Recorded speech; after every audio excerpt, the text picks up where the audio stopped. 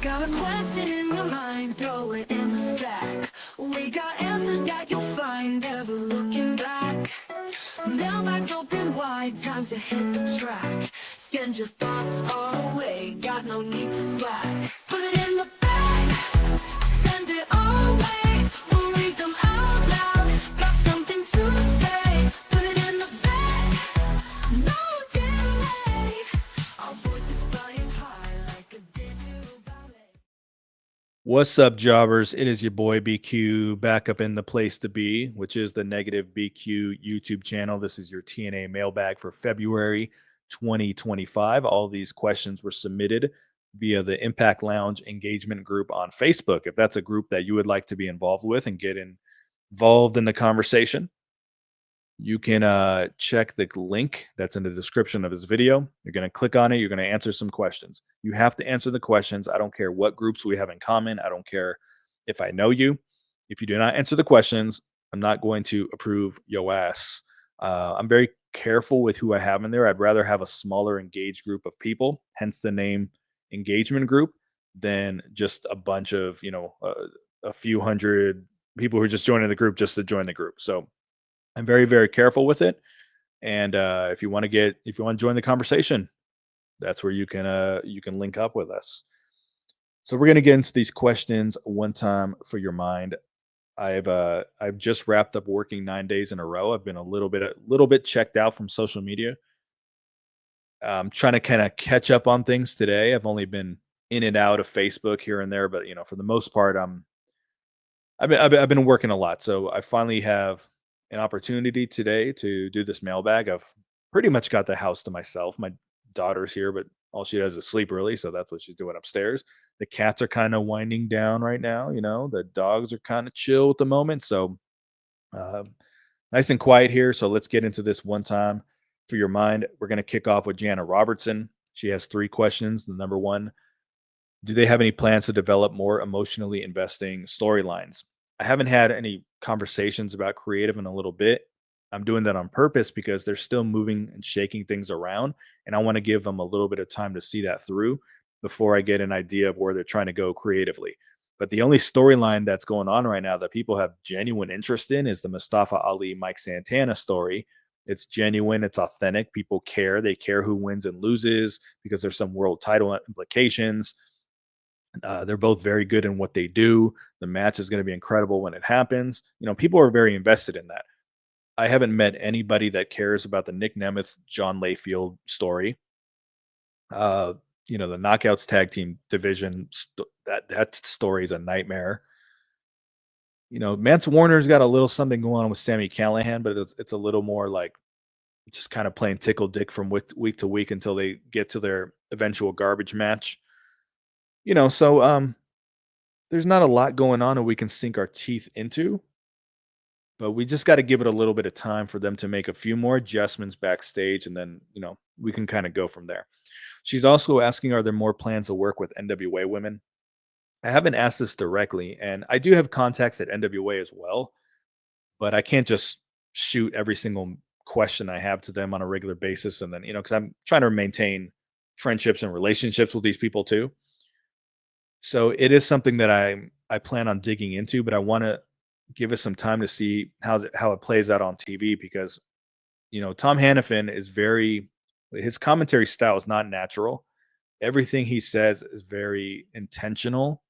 It's very purposeful, and he has name dropped NWA a couple times. He does not do those things by accident. That's why I call him Telegraph and Tom, because he lets you know things ahead of time if you really listen to him. They just hired Jazz as a producer backstage. I do not think she's gone from NWA. I don't think, she's still in a producer role there, I think. Her husband, Rodney Mack, wrestles for the company as a pretty regular character under a mask. So I think she's just working for both companies, and that might be why NWA is getting name dropped, because they might be like, hey, we will let you also have Jazz, but, put us over. That's very possible that that's where it came from. And she's probably the one that booked the King Bees in the match last week, because those are her girls from her promotion. I believe her and Roddy Mack run Dog Pound Championship Wrestling in Texas. So I've put over the NWA women's division glowingly, and I think that to have I was gonna say Jade, to have Jazz involved, I think is a good thing. I think there is going to be some potential for crossover because we definitely need it in the tag team division, not so much the knockouts world title. So I think there's going to be a little potential, but I will reiterate, Hannafin is very intentional in the things that he says.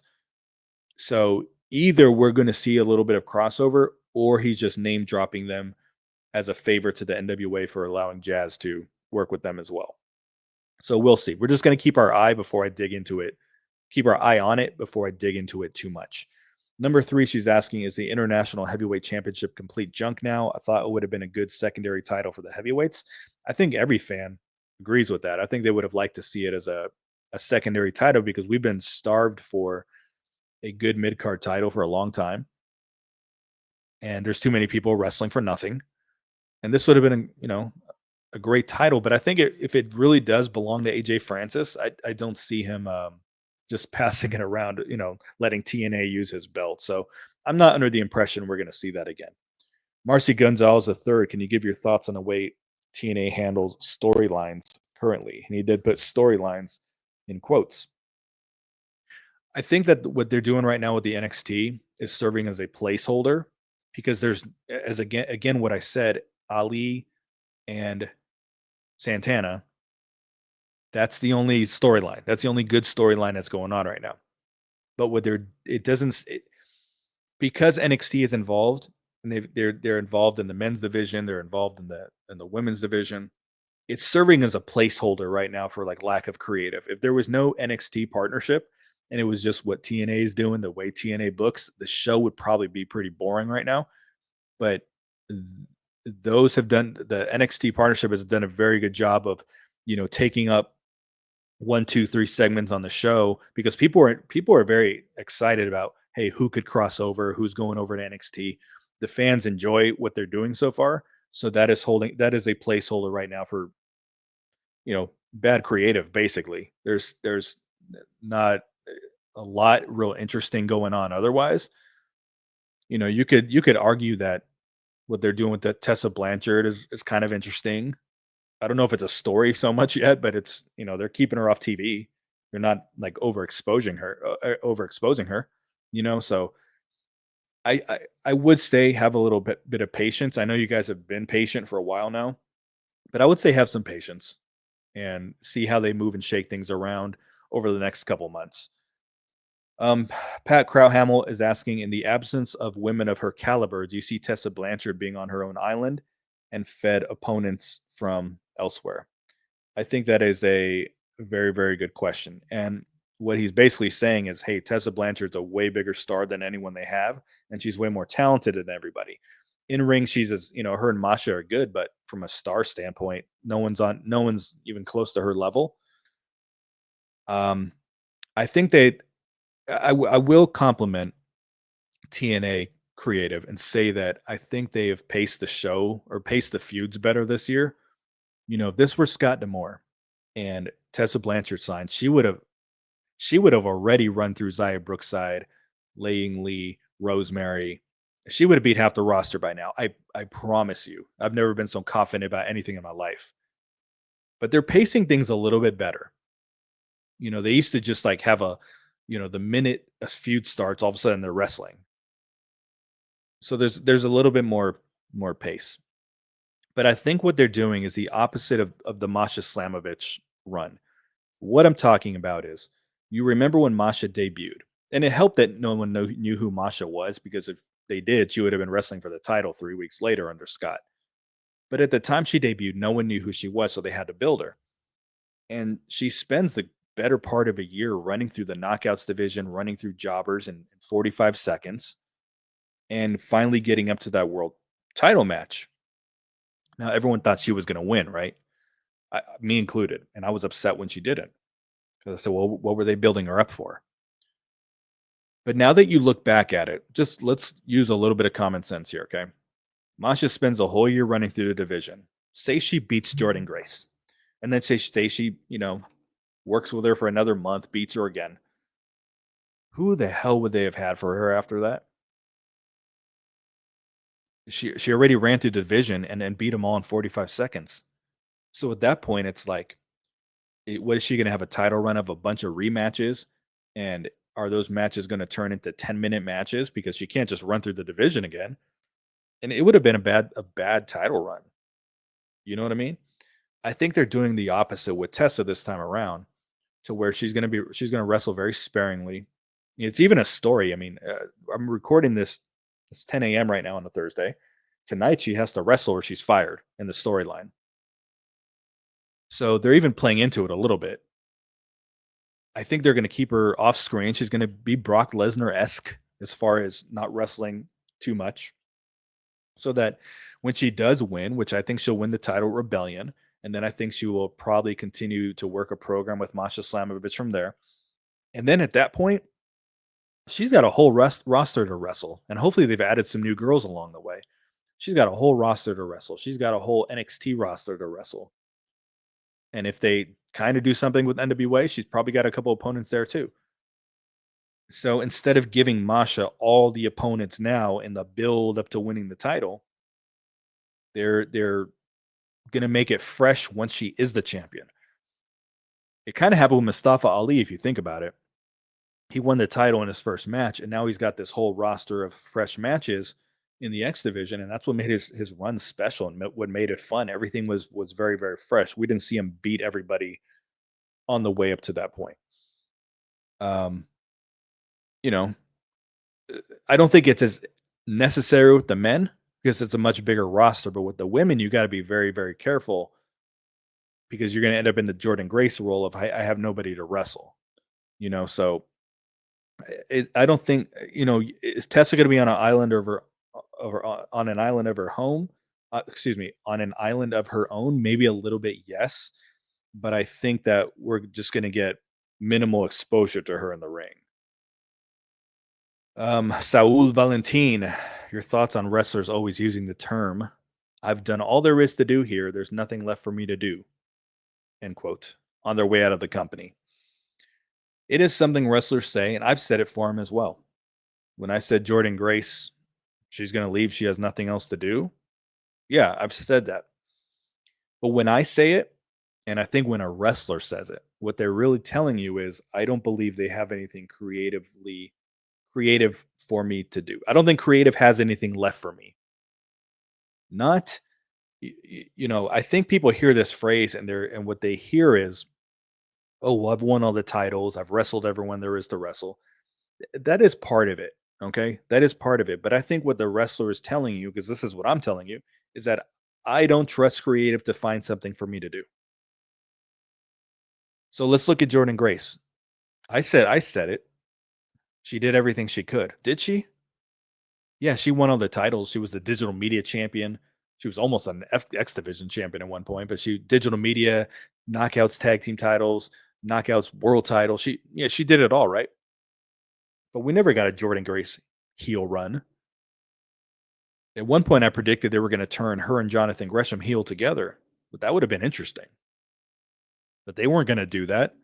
So, did they have anything for her left for her? No. Hypothetically, yes. You could have done that. You could have had that heel run and just everything fresh from that point forward. Like her last run was so stale. That last year in the company, I should say, where she's just like dying to get out of there. I wouldn't say she's dying to get out of there. Let me rephrase that. But you could tell she was ready to an extent. She loved TNA, but she was ready. I mean, you see her on WWE TV and XT now, and she's just cheesing her ass off. She wasn't smiling like that in TNA, you know. And look at her Twitter account; she's like a huge WWE mark now. So, um, was there stuff for her to do? Yes, but she did not. Obviously she wanted to move on, but I'm pretty sure in the back of her mind, she's like, "They're not going to turn me heel. They're not going to do anything like that with me." So, yeah, there's nothing for me to do. You know, Josh Alexander said it, and I don't think that's true because you're going to tell me that Northern Armory thing didn't have legs for another year. With him, Josh Alexander thinks wrestling first, and he wrestled everyone like 9 times. So to him, there was nothing else to do. But it's not true. It is true, but it's not true. It just really kind of depends. But look at Moose. Moose has been around forever. The only people that have been around longer than him are Eddie Edwards and Rosemary. They still have stuff to do. Moose has held the titles, multiple time world champion, two-time grand champion. He Moose has pretty much done everything. You could, but at no point in Moose's TNA run has he ever been stale.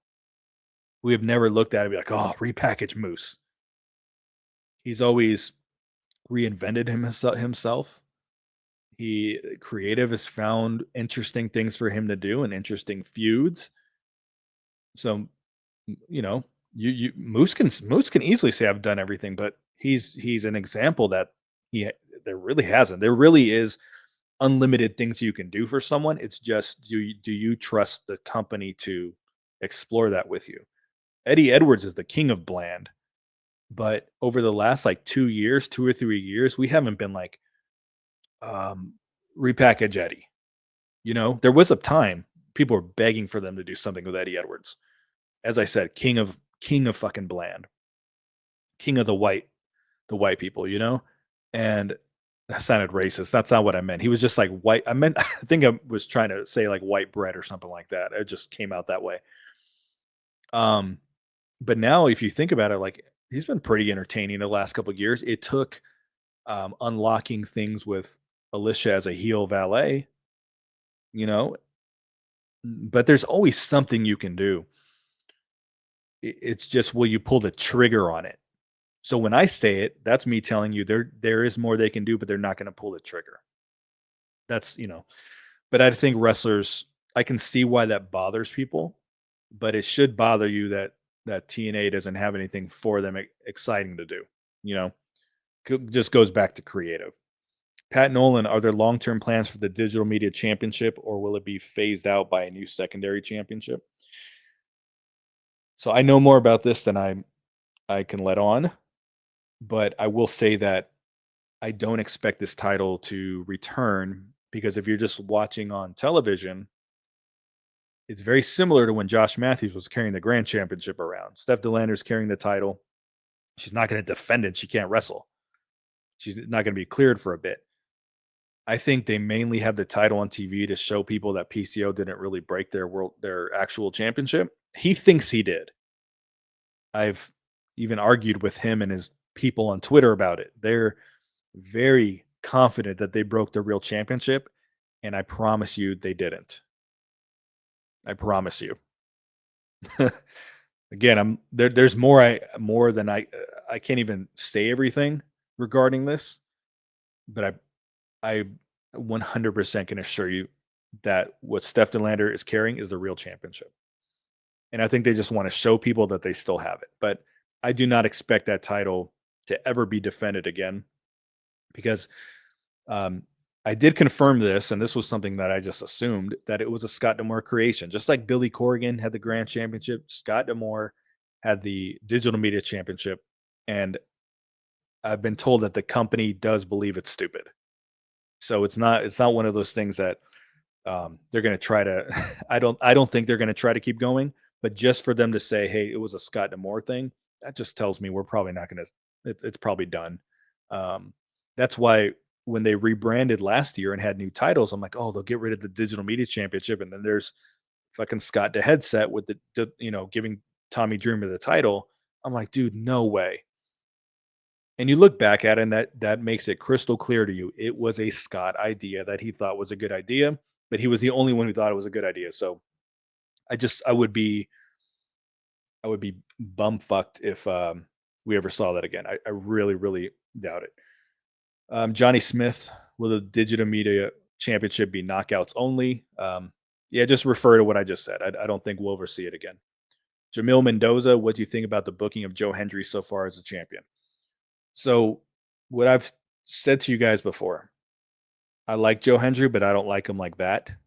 Um, I've never wanted him to be champion. I understand why he's a champion, and I think they should have put the title on him. I'm just speaking from a me standpoint. I've never wanted him to be champion.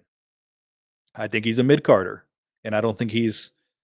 I think he's nothing but a popular mid carder. I do not see him as a main eventer. I gave him one chance, and I mean, he don't care what I think, but I'm just telling you from as a fan, I gave him one chance. I said, when he comes out of Genesis and he does this little spin around when they announce Joe Hendry, I want to see fire in his eyes. I want it to be the one time he turns around and he's dead effing serious. And he had a goofier smile than he normally has. And he's still a fucking goof, man, you know? And I think it's going to be bland because it's eventually going to be bland, or it's just, or people are going to get over it because they always do with a character like this. This kind of character works very, very well in the short term, very popular, very over. But if you don't change with the times a little bit, I'm not saying get away from what works. I've never said that about him. But I mean, I was even saying it when Rich Swann was the champion. A lot of people weren't buying him as the champion. Granted, he doesn't have the size Joe Hendry has. But Rich Swann was a little goofy, wins the world title, still kind of goofy. People are expecting him to change his character up a little bit, and he didn't. And that's what's happening with Joe Hendry now. There was a time where the New Day was the hottest, funniest fucking thing going in wrestling. And because they were forced to outdo themselves every week, they became really, really stale. They kept the tag team together forever, and they're just now like repackaging them. But it became very stale. The Acclaimed became very stale in AEW because they don't know when to stop. They don't know when to, you know, that humor only goes so far, and then you got to switch it up a little bit because eventually the people will kind of turn on it. And I think if Joe was the champion too long, I think people are going to turn on that as well. I really do, and I could be wrong. I hope I'm wrong, but I'm looking forward to him dropping the title. To be honest, I understand why he's a champion. I'm not against that in any way, shape, or form, but I just don't like Goofy. Um, it has a place on the show, but if you're the world champion, I don't know, man. Like all the smiling and stuff isn't working for your boy. All right, Ayo Adebayo, if you were part of the talent relations and get to recruit talent from NWA to TNA, who would you select? And he said Natalia Markova would be one, for instance. So, yeah, Natalia Markova. I don't know where they found her. Never heard of the girl, and other than a kind of a strong Russian accent, I mean, she's got a great look. She's a pretty good wrestler. Like, I mean, just for them to discover her and out of complete obscurity is pretty impressive, actually. Um, as I've told you guys many times, I really really like their women's division. It stands out when you're watching the show. It really does. The episodes that don't have a women's match on them just feel so boring because they have. I just from a male standpoint, there's very little that I'd be like, "Yo, I would love to see this guy in TNA. They can see what they do with him." Um, just for the sake of not giving a safe female answer, I am going to give a female answer, but we're going to talk about the men. The one guy on that roster that I think if they could get their hands on him, he could be excellent, and it's Mims, big strong Mims. I think very highly of that dude. He's shorter in stature. I think he's probably like 5'8" or so, but he's kind of got that Rusev body to him, kind of Rusev build. His manager right now is Black Cheese, and I would love to see him as a manager too. Yeah, but I think that act would do very very well in TNA. I'm not saying it would get up to the world title, but he's one of those dudes where he could wrestle in the X division, and Tom Hannafy can jerk off with the tagline, "It's not about weight limits, it's no limits." Like he would fit in the division very well under those, you know, under that under just that, hey, he's a bigger, stronger guy. But I really think he's the only dude. Tom Latimer is the world champion. Like I think his time has passed. EC3, who I will love forever, is so fucking washed. It's not even funny. And that hurts me as someone who loves EC3. but he is very, very washed if you watch that show. Um, but yeah, I can't say there's a couple junior heavyweight guys like Kerry Morton and stuff that would be great in the X division. They just don't really have the look. But you know, man, who's the guy Silas something? I don't remember. I don't like him, but he probably would do okay in TNA.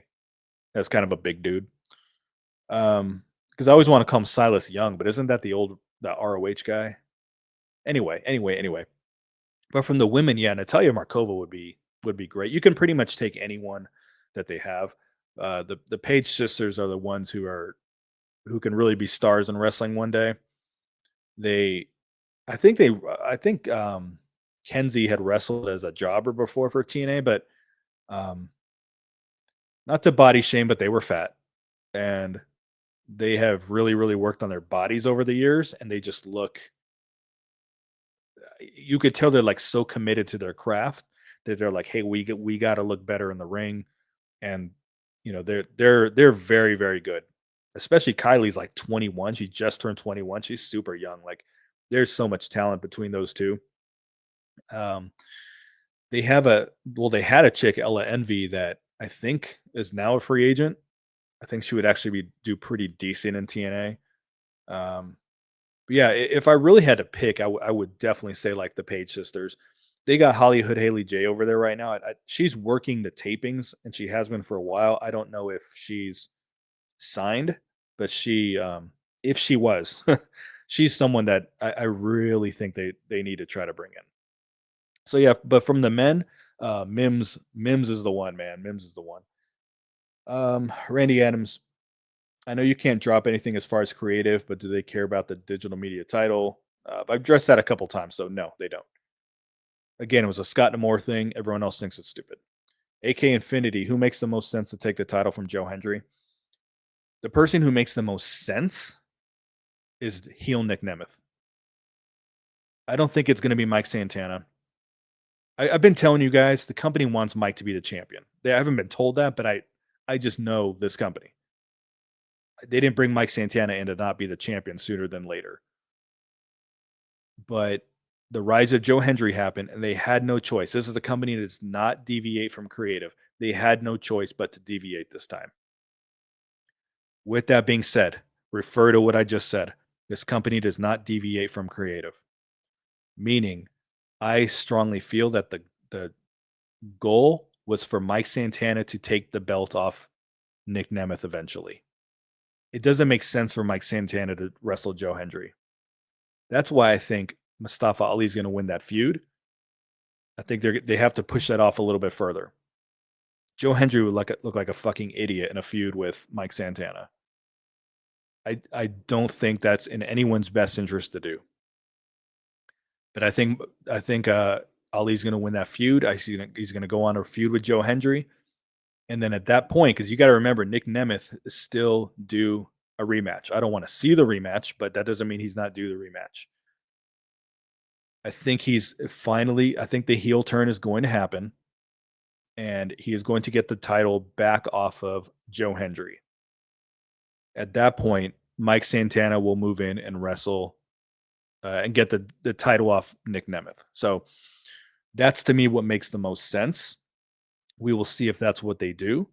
But if we're standing by my theory that the company does not deviate, they're going to go back to what they were going to do. Even if it's not Mike Santana or maybe he's not taking off Nick Nemeth, I'm confident in saying they are going to go back to what they were going to do before Joe Hendry won the title. So whatever ends up playing out and whoever becomes champion, whether it's later in the year or early next year, it's going to be what the original plans are. I'm very confident in saying that. John Charman, he said, if I gave up podcasting for TNA, would I carry on podcasting in some other area? Not brown nosing, but I genuinely find your shows amusing. Um, so I've always needed a creative outlet. So to peel back the curtain a little bit, when I was, 18, 19, 20 before I joined the Air Force, I was an art major in college, so I used to paint, I used to draw, and that was my creative outlet. Then I started getting into making music. I started getting into graphic design. which I still do. I do all my own artwork for the channel, and I think I do a pretty good job with the thumbs and all that. Like you're staring at Mance Warner here. It doesn't look like you just cut him out and put him on top of a picture like most thumbnails look. I have to blend it in and do some certain things to make it look like he's really there. But yeah, graphic design was a thing for me. That's kind of when I got into marketing because marketing is a very like creative outlet. So that's why I wanted to go to school for that. Well, you got to have a creative mind to be a good marketer. So yeah, that's why I just had a lot of interest in it. I did have a secondary YouTube channel for maybe like half a year with my partner, my buddy, that we were doing because my real passion is like fantasy sports, like betting on fantasy. That is a big time passion for me, and we did have a channel for that, but um, he just after a while didn't have the time for it, and then I didn't have the time for it, and unfortunately, it kind of died off. But yeah, if I wasn't talking wrestling, I probably would be into fantasy basketball or betting on fantasy. That's kind of probably what I could see myself doing. I just know that I don't know when I'm going to be done podcasting covering TNA. I know that I'm closer to the end than I am the beginning. I have no desire to be podcasting in my 50s. I know there's people that do. My good buddy Lewis Carlin does. He's well into his 50s. There's the Bill Apters of the world and fucking Dave LaGreca. Like I don't want to be that dude in my 50s podcasting. I don't. So, or at least not podcasting covering wrestling, I should say. If I get into something else, I might. I would love to talk about reality TV, like the reality love shows, dating shows that I really like. Love is Blind, The Bachelor, all that stuff. I would love to do that kind of stuff. Um, but I will say when I'm done doing this podcast, I will do something. I will not just sit around and do absolutely nothing. I'm one of those dudes that I don't have a lot of time off, but when I am off, I don't sit around and just watch TV. Like I'm always being like productive, so I never really truly feel like I have time off because I don't know how to have time off. I don't know how to relax. That is a problem that I have. I wish I could relax. I love the idea of it. I just don't. So yeah, when I decide one day that I'm kind of done with this, I will find something, whether it's reality TV or fantasy basketball. Like basketball is like my true passion in life. I always tell you guys wrestling's kind of a small part of my week. Like I love the NBA, I love the WNBA. I'm the, I love the Clippers almost more than I love my children.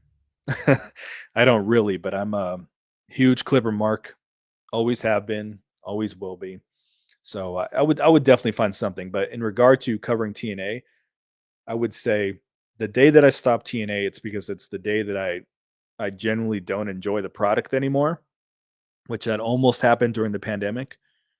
It'll either be at that point or when I hit 50 years old, because I will not talk wrestling into my 50s. I promise. Even in the military, I was supposed to retire in November. They convinced me to stay on, and now I'm supposed to retire in January. I mean January, July, but they're also kind of convincing me to stay on.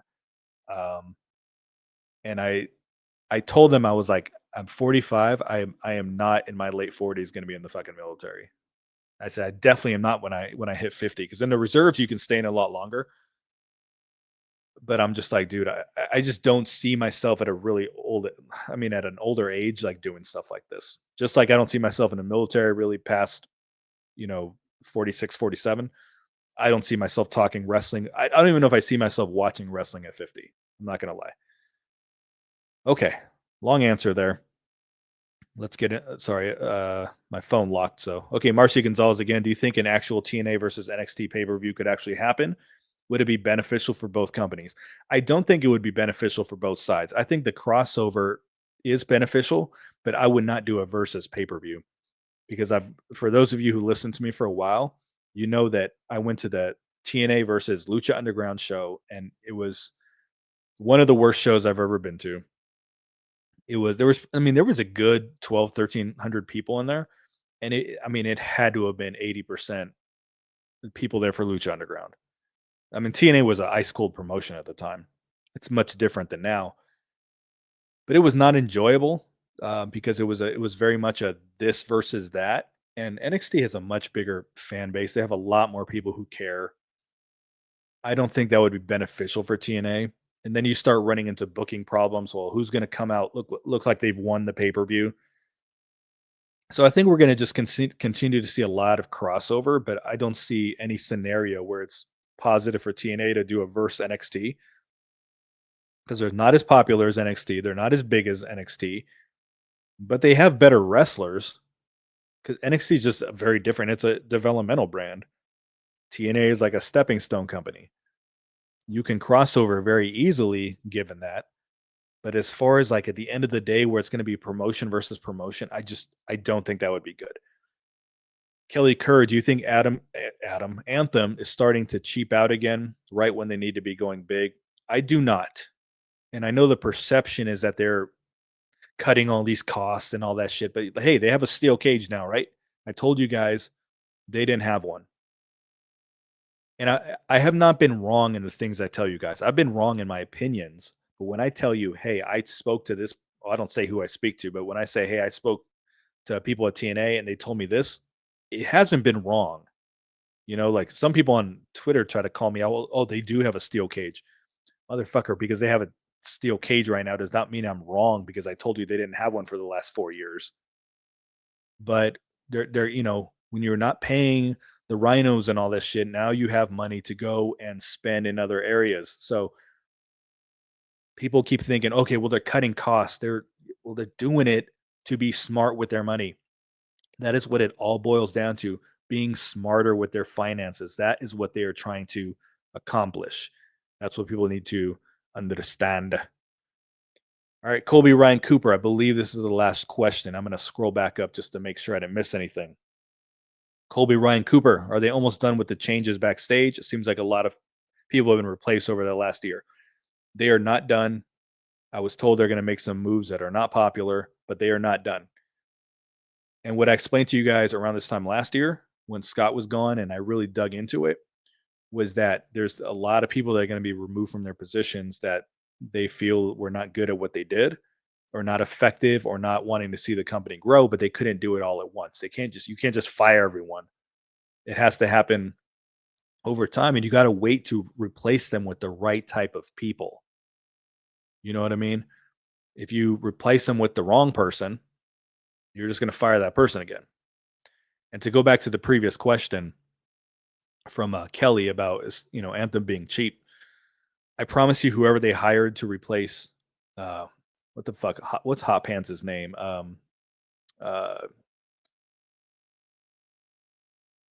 Christy Hemme. I promise whoever that they fired, or excuse me, who they hired to replace her, makes significantly more than Christy Hemme did. I can almost guarantee you that. But they're going to be smart with their money, and they're not going to make, they're not just going to again get rid of everyone at once just so they can replace them with someone else that they're going to fire again. So all these things take time, but there is going to be more moves. I think they're getting rid of the wrestling carny hires and putting people with actual real fucking experience in these positions. But they are not done. I would imagine by the end of the year they will be done, though. I mean, obviously they can still make changes, but I think uh, the main meat of what they're trying to accomplish, I think will be done by Slammiversary personally. But yeah, there's definitely going to be some more moves. So buckle your seatbelts for that. I'm gonna hit pause here real quick just to scroll and make sure I didn't miss anything. And I did not. I did not miss anything. So that is going to do it for me for this month, folks. I will be back next month in March with a mailbag as we're, I guess, heading into Rebellion, right? And yeah, some other good and interesting things should happen by then. Obviously, Tessa will be wrestling and all those good things. So we will chat about those things a little bit later down the road. Thanks for checking in. As always, I'm your boy BQ. I am out. Peace.